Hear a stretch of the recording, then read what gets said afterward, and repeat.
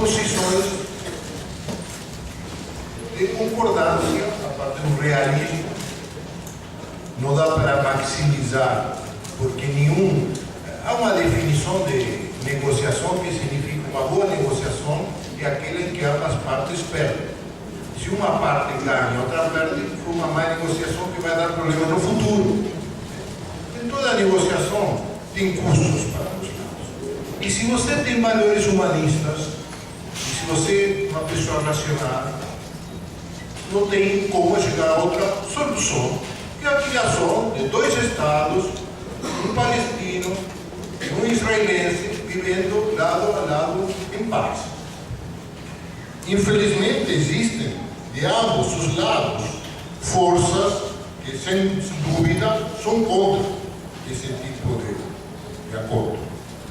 E são contra nunca por razões de racionalidade, de bom senso, de sentimentos humanistas, de justiça, que não só me cabe a mim, mas também cabe incluir o outro.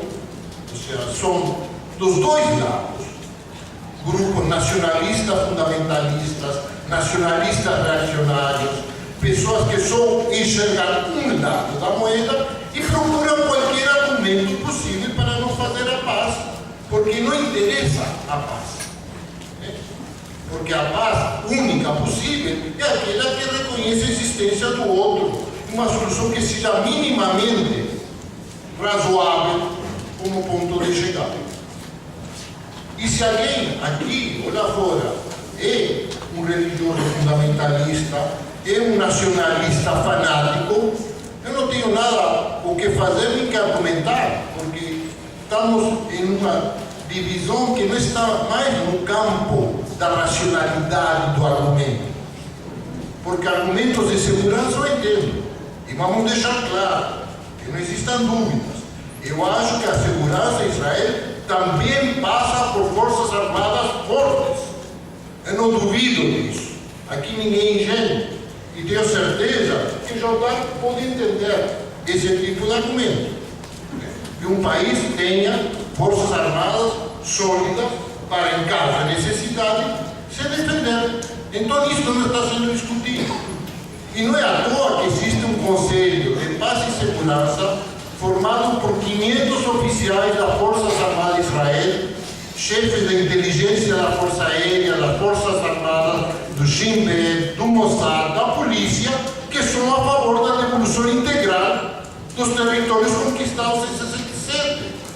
Porque são pessoas que entendem de segurança e sabem que a questão da devolução dos territórios nada tem a ver com o tema de segurança nacional. Os últimos 3 chefes do Mossad, os últimos 3 chefes do Shin Bet concordam com isso. Ninguém vai dizer que eles são ingênuos, que são mal informados, que são antipatriotas. Eles não são tolos, certamente muito mais bem informados que nós. Então, o tema da criação de um Estado palestino, a partir de um acordo de paz que reconheça como base a fronteira do 67, não tem nada a ver com o tema de segurança. Só tem a ver com valores, com uma visão de que queremos que seja o Estado de Israel. E aqui que eu gostaria de concentrar, eu vou falar pouco, porque mais que tudo eu gostaria de ouvir os jovens, concentrar no que eu chamaria a segunda parte da minha apresentação.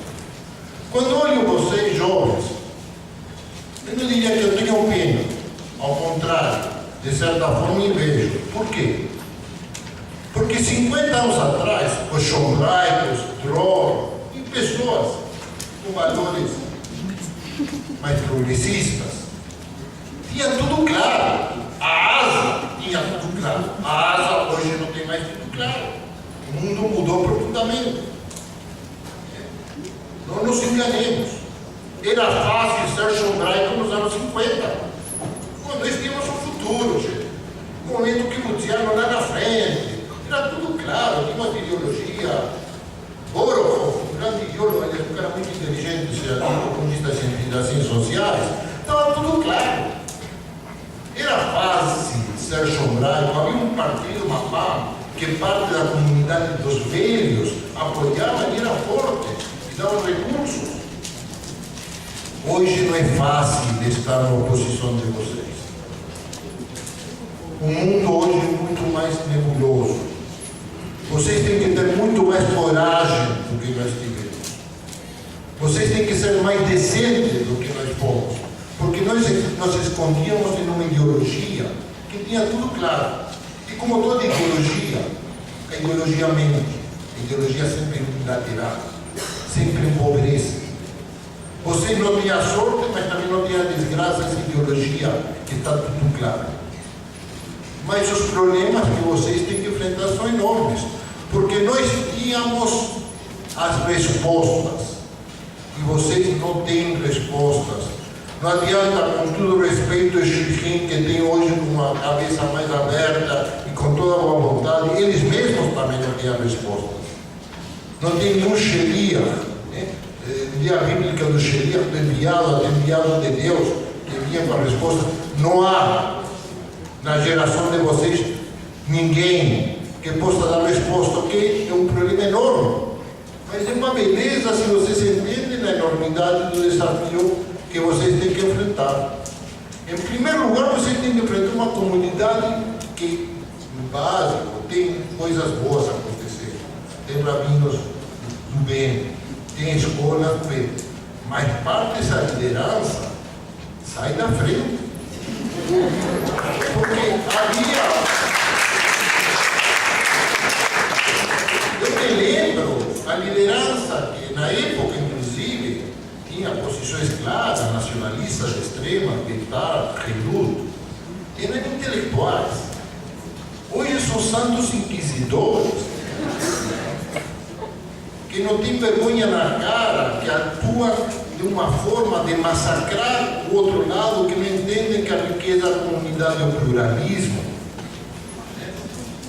que informa desinformando e tem, em boa medida, hoje o monopólio dos meios de informação, entre aspas, de massa da comunidade.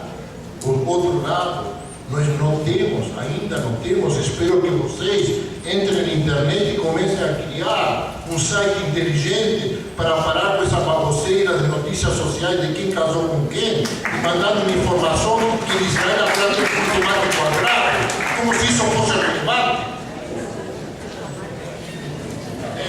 Tomates quadrados não muda a qualidade de vida de ninguém. Qualquer notícia idiota é notícia. Então eu espero que vocês, chombrarcos, drones, comecem a informar, a mandar informações, a mandar conteúdos para a comunidade, se organizem e criem uma visão nova de mundo. Que é complicado, eu vou dizer por quê. Não adianta, eu já fiz em certo momento, ter uma visão anacrônica do passado. Minha geração, a geração passada, errou, porque fazer implica errar. E não adianta cobrar do hebraico dos anos 30, dos anos 50, dos 60, o que eles fizeram certo ou errado. Eles fizeram o melhor possível nas circunstâncias deles. A pergunta, o que é o melhor possível nas circunstâncias de vocês? E a resposta óbvia, mas é fácil demais, é dizer, vocês têm que lutar por um judaísmo aberto, humanista, que não seja aquela coisa burguesada, fechada e reacionária, que hoje, em muitos sentidos, passa a ser dominante na comunidade. A segunda coisa que vocês têm que fazer é começar a discutir temas que o Shomer, na sua época, não era o caso, naquela época, discutia. O primeiro tema que eu acho que é fundamental, e aí há um encontro profundo entre a árvore e o Shomer. Não é aquela árvore ideológica quadrada, que eu respeito, mas era quadrada mesmo. Nem aquele Shomer que era legal, muito bom, mas também era quadrado. Não é esses lados quadrados das organizações. Não estou falando desse lado. Estou falando de algo mais profundo, que por razões históricas foi abandonado, que é reconhecer que muito do melhor do judaísmo tem suas raízes na diáspora.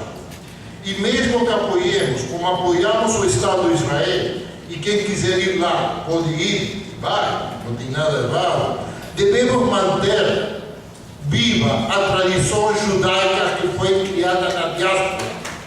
Essa sensibilidade, uma sensibilidade que é profunda e que não permite que outro seja oprimido, porque nós sabemos o que é opressão. Que não aceitamos que outro seja estigmatizado, porque nós da diáspora sabemos o que é estigmatização. Que não aceitamos injustiça, porque nós fomos injustiçados. Esses valores têm que voltar ao Estado de Israel. Vocês são um veículo para recuperar o melhor do judaísmo também em Israel. Porque não adianta ficar discutindo Israel e diáspora. É óbvio que o judaísmo da diáspora se identifica com o Estado de Israel. Eu não vou votar nas eleições, nem quero votar nas eleições de Israel. Mas minhas opiniões sobre o Estado de Israel são fortes.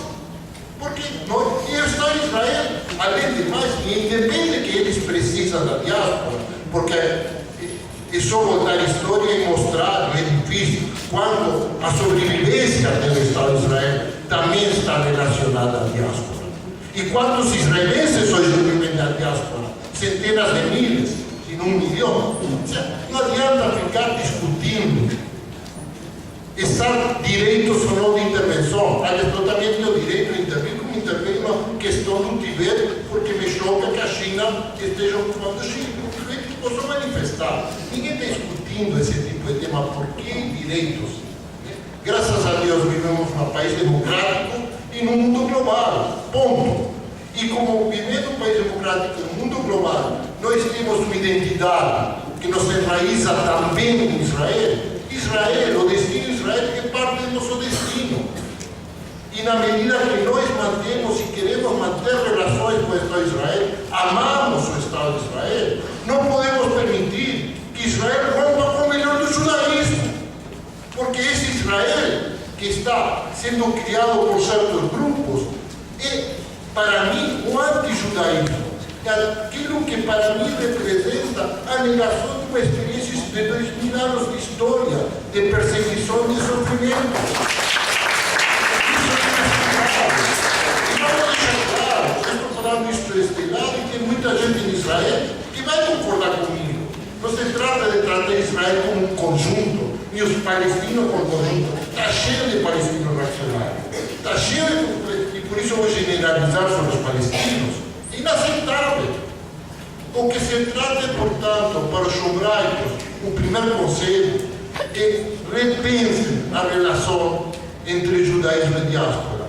Apoiar o Estado de Israel, querer morar em Israel, não significa romper com a diáspora. Segundo, acabem com a visão que era da minha geração de tratar a diáspora como algo negativo, malo.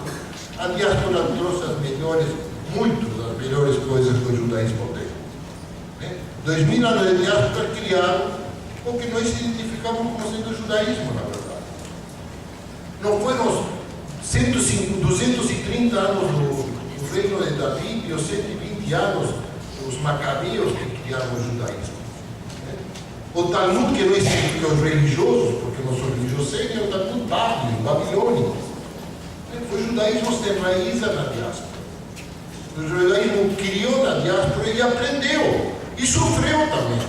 E sobreviveu. E continua a sobreviver. Portanto, voltem, aprendam, discutam as relações entre Israel e a diáspora. E quando pensam em Israel, de levar para Israel aquilo que são os valores do judaísmo diaspórico.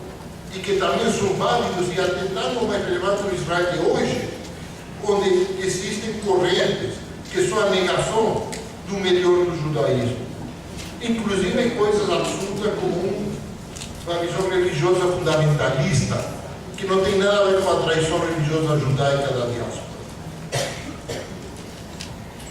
A segunda coisa que eu acho que é importante, vocês têm que ter mais coragem, como disse, do que minha geração.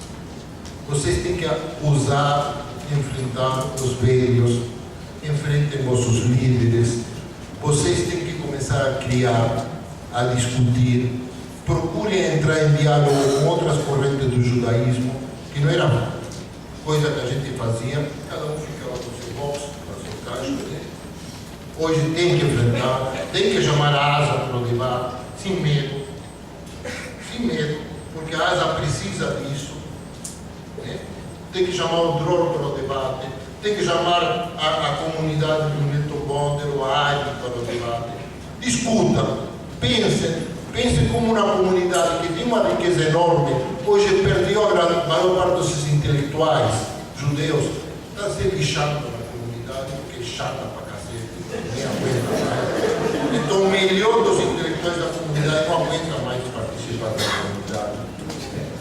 Vocês têm que recuperar parte dessas pessoas e, vou insistir, gerem debate, usam, implodam, discutam, critiquem, não tenham medo, porque vocês têm que enfrentar interesses que hoje estão consolidados, que são também interesses econômicos, né?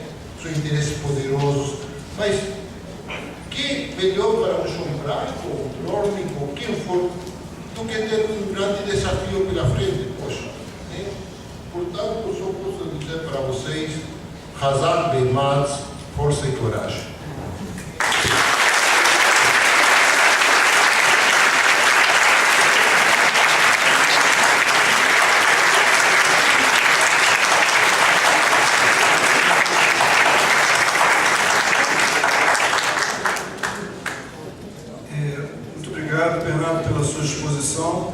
Passo agora a palavra ao professor Jaldá Abu El-Haj, e nunca é tarde dizer um pouco que é o Jaldá Abu El-Haj. Aqui no Brasil a gente tem uma mania meio estranha, que é o seguinte, essa expressão dispensa apresentações. É de uma indelicadeza absurda. A pessoa pode ser uma estrela, uma coisa fantástica, aí dispensa apresentações. Isso não existe.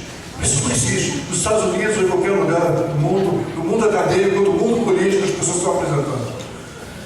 E nesse caso, o Jaldá é formado em ciência política pela Universidade da Califórnia, Riverside, veio do Brasil fazer pesquisa de campo, o trabalho dele através da indicação do orientador dele, Ronald Chilcott, que tem um trabalho que é clássico sobre o Partido Comunista Brasileiro. Jaldá, depois da sua formação, fez pós-doutorado na Universidade de Colômbia, na Universidade de Brown University, deu aula na Universidade de Colônia, na Alemanha, deu aula no Instituto de Ciências Sociais, que é um instituto absolutamente top em Lisboa.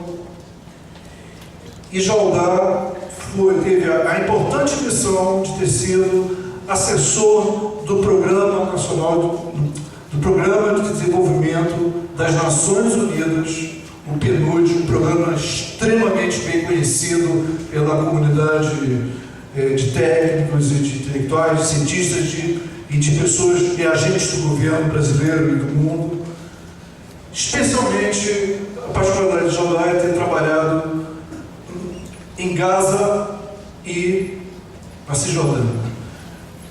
Agradeço mais uma vez a presença de Jaldá entre nós.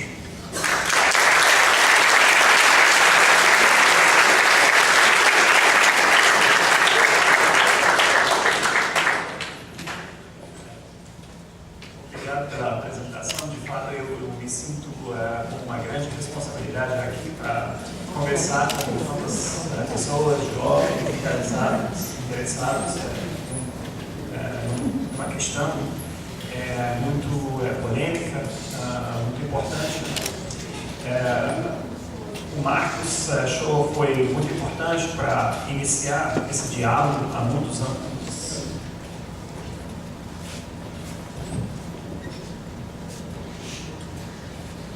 Iniciando com um debate na COPS sobre conflito entre Israel e os palestinos. Certamente o debate só pode ocorrer nessa casa, que abrimos com as portas, é uma casa histórica no Rio de Janeiro, ligada a um dos princípios mais nobres, vamos dizer, ao socialismo e à igualdade. Essa é uma palavra muito importante para ser recuperada. Eu não falo muito alto, eu não sou muito... Vocês estão ouvindo? Sim.